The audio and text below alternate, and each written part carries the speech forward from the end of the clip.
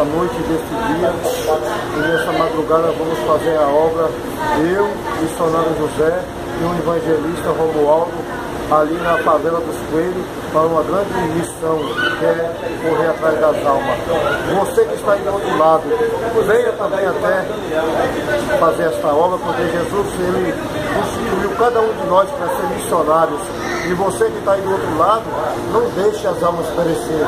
Você, pastor, que está daí do outro lado também, venha conosco nas madrugadas, nos presídios, hospitais, porque Deus, ele construiu a gente para fazer a obra, ide e pregar o Evangelho sobre todas as criaturas.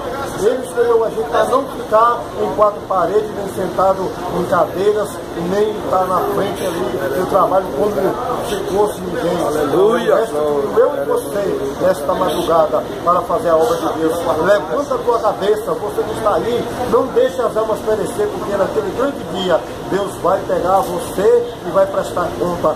Porque se eu e irmão não fazer, Deus levanta eu e ele e outros para fazer. Amém? Deus abençoe vocês nessa noite.